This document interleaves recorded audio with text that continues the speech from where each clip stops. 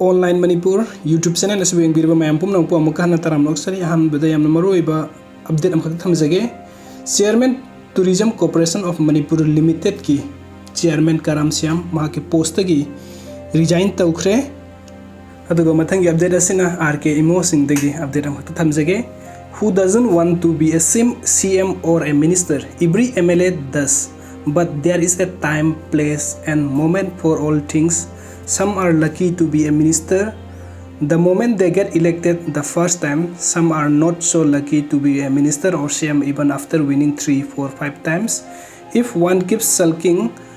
after every ministry reshuffle or government formation, democracy and government can never function properly. It is nice to dream big and have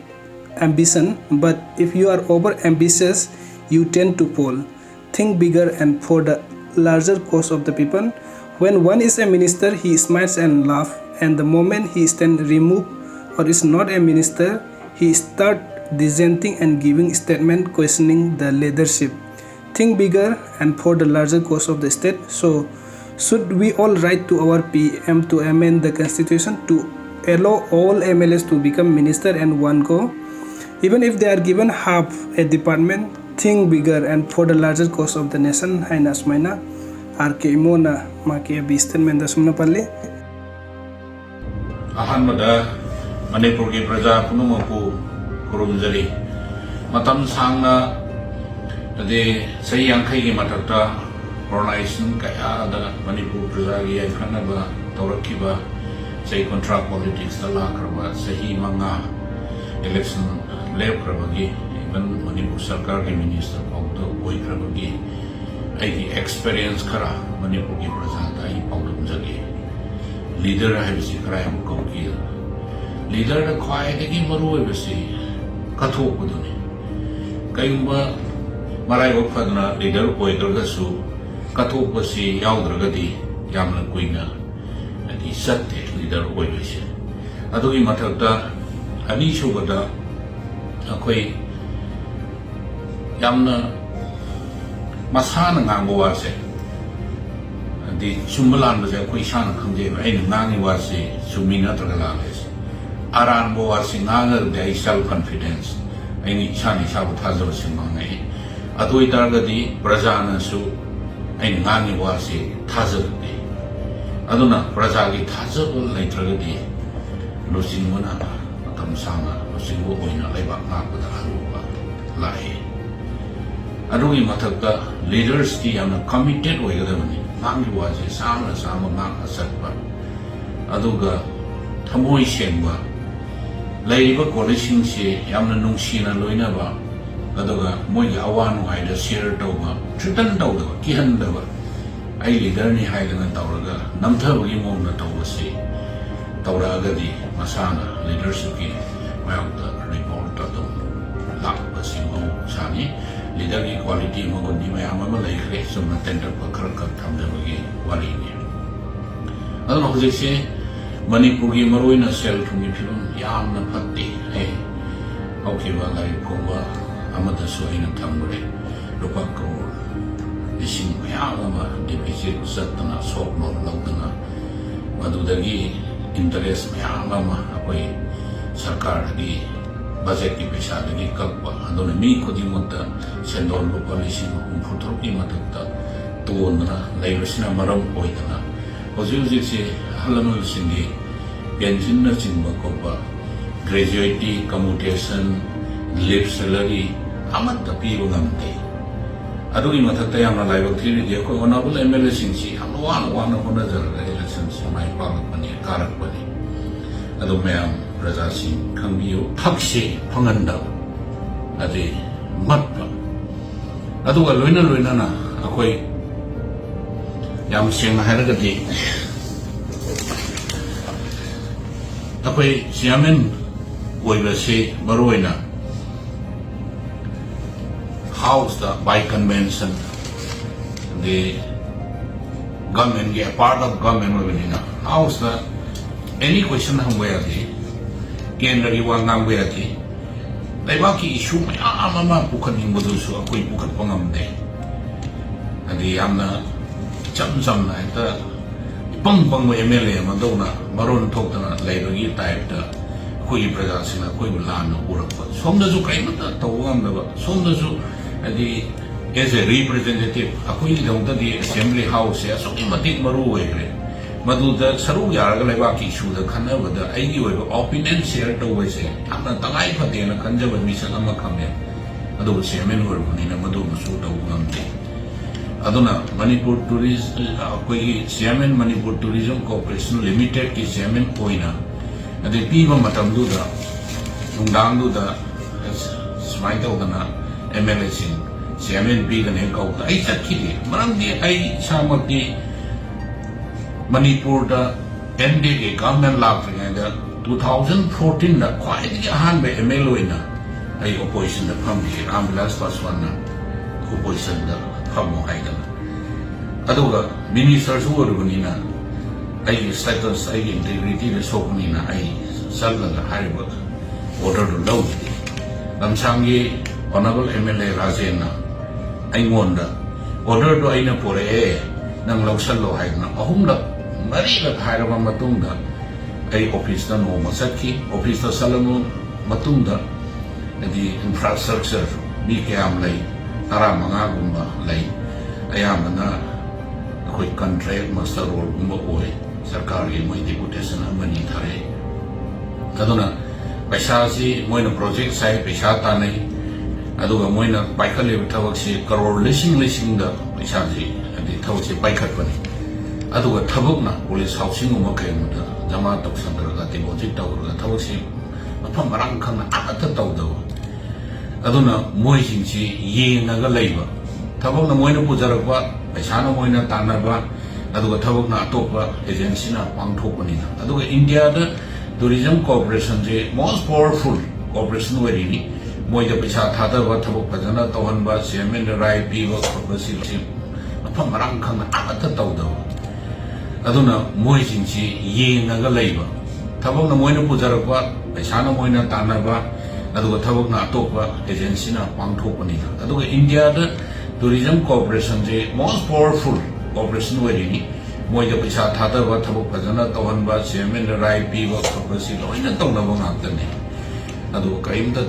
tawdaba aduga moi da engineer ani musulera ba finance officer ani musulera ba thabuk do manipur praja gi interest da tourism potential shyam leibani na aina sumyam gi thabuk da with sacrifice tawning mani na honorable CM na matam da work agency je adi pi mani ra khana haibani aduga manipur praja gi seva tawge haibada madu yagi de pirakhi thi hanba ani subada akoi mafam taramari da hawiba na andi tourism gi sangai festival tourism gi si pangthoi matamdu da silli ba langi ba kholi ba tourism ya koi da single knowledge le hande tawak sing tawui su lai te finance ki su lai te akoi mi sing na pukchen da pe le puksan da songi ado tawak da yawi adi madu gi value lai te ba single adi stall ma pi ba ngam ba ai gi lai ki useless chairman aduga aini amna nungai ribana hayeng tourism gi festival hogada ba tang kun sida ai sazu an matam ko salawni sahi amawni adu matam du da aina letter ga tunglam sakki da makta aduga Manipur sangai festival si han explore over namna bagi wakhalon da se hapta kang yogu ngi ining tho na MP na Rai Sabagi Lamtha Biraga Moirang Bo si 50 km ni sangai ni pa aduga trong lo bi da muk salaga 7 km ma kilometer yang khai tare adi cycle thawraga adi naharun mai am du tunglam sakki oina adi cyclist ama ma puning thawat poina ai sakki ayuk tu da koi moi mi chaling pa mu si akoi na breakfast bi jai aduga fruit layer bi trong lo bi da sak bi jai lakh taret kuma sane ado lakh ahum di advance hana piraga lakh mari do pikhat piyo pithok piyo na thagor kanda regretted na thare wonderful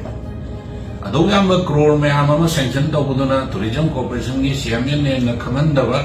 power amata zupi da ba ado isa yauna cycle thodana ꯑꯗꯩ kilometre 58 ꯊꯧꯔꯒ ꯅꯍꯥꯔꯣꯜ ꯄꯨꯛꯅꯤꯡ ꯊꯧꯒꯠꯄ ꯑꯩꯅ ꯈꯪꯍꯟꯗꯕ power ꯑꯃꯠꯇꯁꯨ ꯄꯤꯗꯕ ꯑꯗꯨꯒ ꯏꯁꯥ ꯌꯥꯎꯅ cycle ꯊꯧꯗꯅ ꯑꯗꯩ ꯀꯤꯂꯣꯃꯤꯇꯔ 58 ꯊꯧꯔꯒ ꯅꯍꯥꯔꯣꯜ ꯄꯨꯛꯅꯤꯡ ꯊꯧꯒꯠꯄ ꯑꯩꯅ ꯄ꯭ꯔꯄꯣꯖ ꯇꯧꯕ ꯄꯩꯁꯥꯕꯨꯅ ꯄꯤꯔꯛꯈꯤꯗꯕ ꯑꯩ ꯅꯨꯃꯤꯠꯇꯨꯗ ꯈꯟꯈꯤ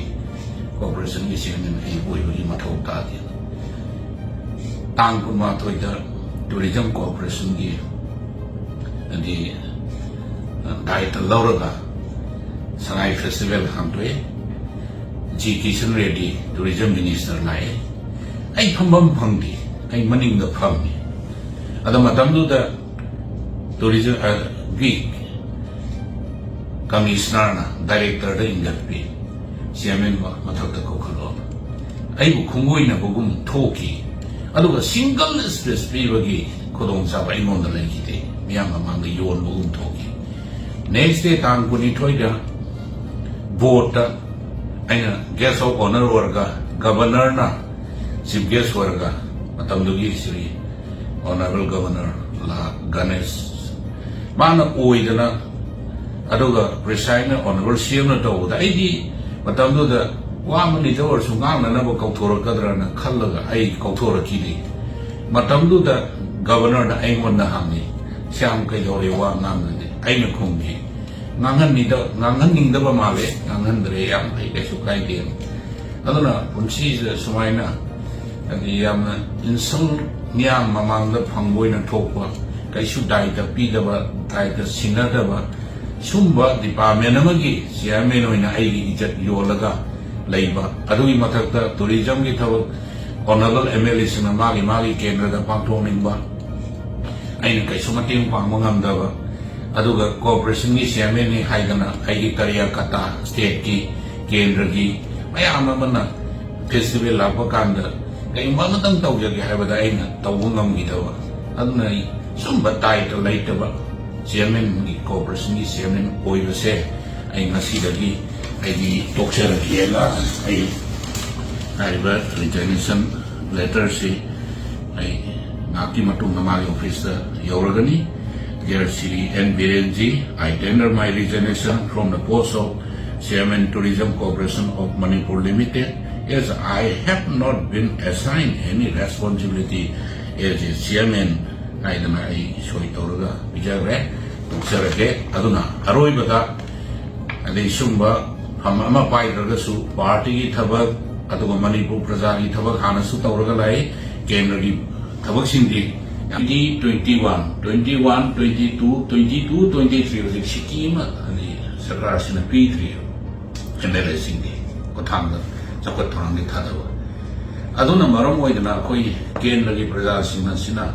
a Koiga, Sumna Saibatan Natawa, Sen Kati Dana, Sayapa, and the MLA Magi, Oibu, Maiva, Forotava, Sumba, Wawa, Mayamama, Akoi, was it Tenlari. Loina kari kumbakanda corruption ki wafam je kaya mama hai Manipur senja thumja laitri corruption senja thumja isdi piri ba maga lauri ba ani du khatani khanga dori aduna Manipur senja thumja laita brais di Manipur ki prasasana khangbiramani corruption haibesidi aina thingba yaroi kana mon na ta thingba yaroi system amadi policy na ani thingga dawne mase koi khangmin ba adi mathau tai aduga wafam amana koi yamna numai ta ba haitari koi gi lai wai kraba sahi taret kunta pagi ipai bu sing minam boina thokwa matam akoi January 9 se Maharaj Gambhir Singh gi attack anniversary angi mongkham lai ban dawal kunda da pangthwe matam du da aisu mantri wari honorable shyam na adi ningthau sing dubu ningsingwa akoi ningthau ren humbudraga nithoi wall da mana palamba matam ma gi mami loin inscribe torga hakkani semgat kani haidana ani lau thoki aisu matam da covid lakshan ba adu ai minister drop togi badagi ai pressure do khara handaki adi election 2022 gi loirga no government sema pa kan ai honorable cm da Hana Lautokrava, Mediada, Manipuri Praza, Aigi Kendri Praza, Sing the assured Okravanina, Haiva Tabutumadi, पाइखत पियोन हाइबो कांदा अदुगी वागोनी अदुदी अखोई हौख्रब लाइ ओइख्रब इन बलिदान कतना मणिपुर की निंखा तंब सही तरे कुंडा कोदा हंजनग्रबा हलमल सिंदुदा मिनम बोइना ठोकी अदुना मरम ओइना हौखिबा महाराज गंभीर सिंह की जनवरी तांग मापन पांथोपा डेथ एनिवर्सरी आई अटेंड तौखिदि अदुगा लोइना यामना नोकनिंगि यामना नुंगाइरिदि अदुंबा अदि कथोख्रब इनिंग थौसिंदुगी मफमदुदा कैफेटेरिया मसान खक साबा लाख कुंथ्रा संगदो मोइगी इमुंग मनुंगना अदि थिका तौवे याम नोकनिंग वाफमनि अदि मिगी हकसे फंगंदा अदि मत्पा अदुगा लोइना